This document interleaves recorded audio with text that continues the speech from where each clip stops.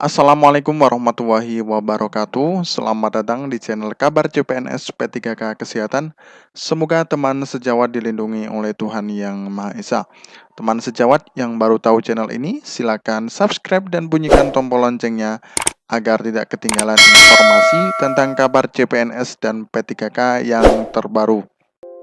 Oke teman-temanku sekalian yang berbahagia, nah ini ada sebuah informasi teman-teman. Nah ini kita akan bahas ya tentang RUU Kesehatan teman-teman. Nah seperti apa infonya teman-teman ya. Mari kita lihat sama-sama. DPR sahkan RUU Kesehatan, para nakes honorer pun khawatir kena PHK teman-teman ya.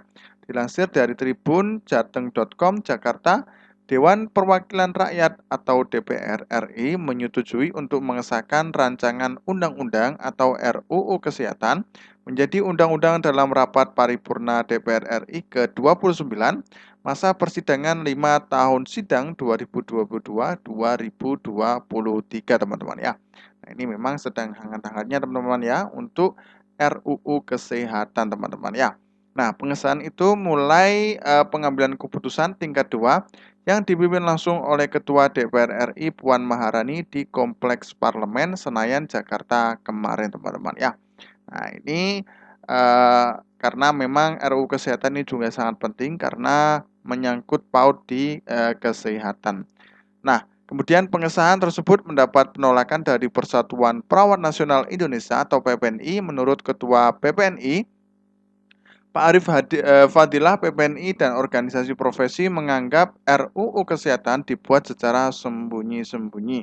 Sebab hingga hari ini pihaknya tidak mendapatkan draft resmi dari RUU Kesehatan Omnibus Law itu teman-teman. Ya, nah ini dari PPNI ya, Persatuan Perawat Nasional Indonesia ini memprotes bahwasanya tidak ada draft resmi dari RUU Kesehatan tentang Omnibus Law.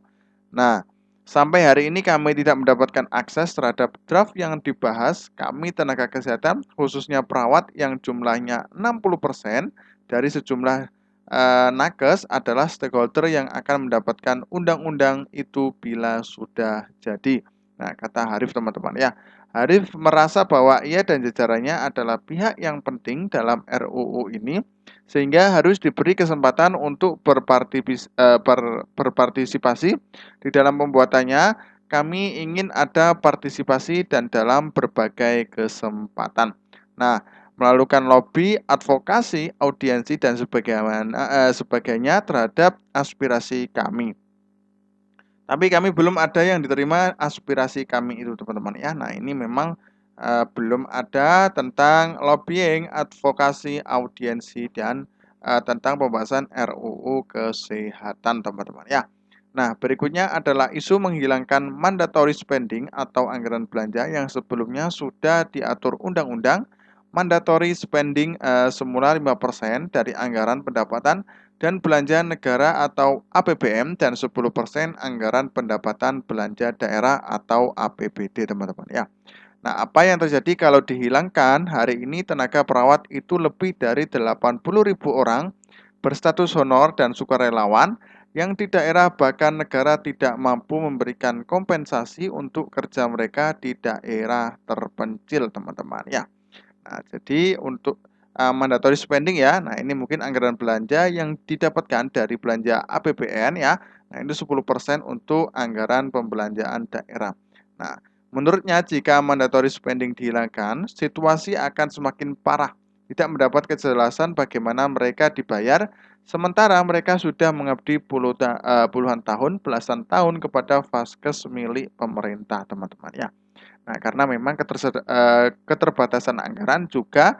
Nah, nantinya kalau semuanya mandatory spending ini dihilangkan, makanya nanti untuk pendapatan tenaga khususnya perawat ya, kalau yang ini yang diprotes ya dari PPNI itu nantinya tidak akan mendapatkan honor dari sukarelawan yang sudah mengabdi lama di vaskes milik pemerintah, teman-teman ya. Menghilangkan mandatory spending dapat membuat para tenaga honorer diberhentikan, sementara di daerah jumlah PNS-nya lebih sedikit. Hal ini dapat berpengaruh pada pelayanan kesehatan bagi masyarakat, ujar Harif. Ketiga, menurutnya mengesahkan RUU Kesehatan sama dengan mencabut Undang-Undang Nomor 38 Tahun 2014, teman-teman. Ya. Nah, undang-undang ini tentang sistem keperawatan yang menyangkut pengembangan kapasitas perawat Indonesia yang sudah dikembangkan sejak lama. Secara umum, undang-undang ini berisi perkembangan kompetensi, menjaga mutu dan praktik perawat, teman-teman. Ya. Jika dicabut tanpa ada pasal pengganti yang spesifik bagi perawat, maka dampaknya adalah pada pengaturan delegasi blanko nanti. Kita tidak tahu aturan seperti apa yang akan dibuat oleh pemerintah nanti, teman-teman ya. Nah, ini Ketua DPR RI Puan Maharani memastikan seluruh hak-hak bagi tenaga kesehatan atau nakes tidak akan hilang dalam Undang-Undang Kesehatan yang telah disahkan DPR. Hak-hak bagi nakes yang sebelumnya telah dicantumkan dalam Undang-Undang Kesehatan tidak akan hilang dalam undang-undang ini. Justru hak-hak bagi nakes akan ditingkatkan dalam hal pemberian kesejahteraan demi kelangsungan hidup yang lebih baik lagi, teman-teman. Nah, ini langsung disampaikan oleh Ketua DPR RI Ibu Puan Maharani, teman-teman ya. Nah, jadi memang nantinya hak-hak yang didapatkan oleh nakes tidak akan dihilangkan, teman-teman ya.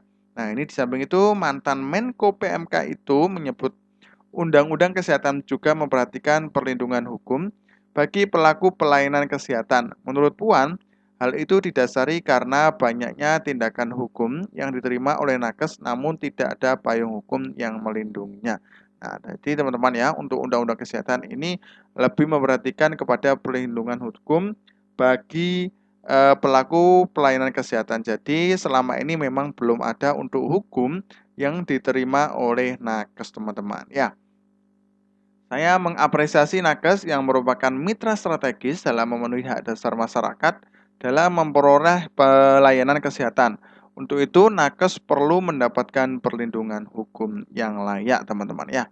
Nah, lebih lanjut, DPR menyadari Undang-Undang Kesehatan menimbulkan pro dan kontra.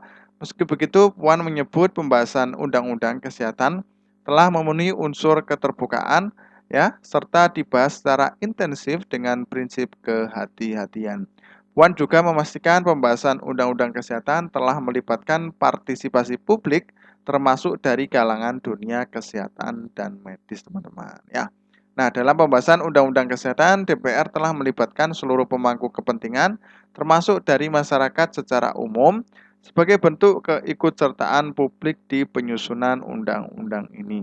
Nah, tentunya partisipasi publik telah memperkaya wawasan untuk penyempurnaan konsepsi Undang-Undang Kesehatan. Nah, dia menyebutkan konsultasi publik telah dilakukan DPR dengan melibatkan berbagai organisasi masyarakat, organisasi profesi, akademisi, asosiasi penyedia layanan kesehatan, lembaga keagamaan, dan lembaga think tank ya teman-teman ya. Nah, Puan menyebut Undang-Undang Kesehatan juga telah melalui tahap sosialisasi dan konsultasi publik yang dilakukan oleh pemerintah. DPR RI bersama pemerintah sangat mempertimbangkan pelibatan masyarakat dan pemangku kepentingan demi menjaga keterbukaan dan partisipasi bermakna atau meaningful participation dari masyarakat, yaitu hak untuk didengar, hak untuk dipertimbangkan, dan hak untuk diberikan penjelasan, teman-teman ya. Masukan-masukan dari berbagai elemen masyarakat tersebut tentunya telah diakomodasi dan dipertimbangkan secara seksama di dalam undang-undang tentang kesehatan ini, teman-teman ya. Terpisah sesuai meresmikan Tol Cisumdawu, Presiden Joko Widodo berharap rancangan undang-undang atau RUU tentang kesehatan nantinya dapat memperbaiki reformasi bidang pelayanan kesehatan di tanah air ya.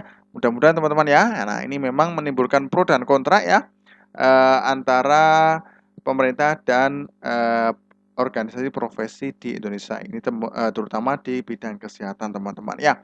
Nah, mudah-mudahan nantinya semuanya berjalan baik dan nantinya semoga terbitnya RUU Kesehatan ini bisa mengakomodir dan mengakomodasi kepada semua tenaga kesehatan. Terima kasih, semoga bermanfaat. Wassalamualaikum warahmatullahi wabarakatuh.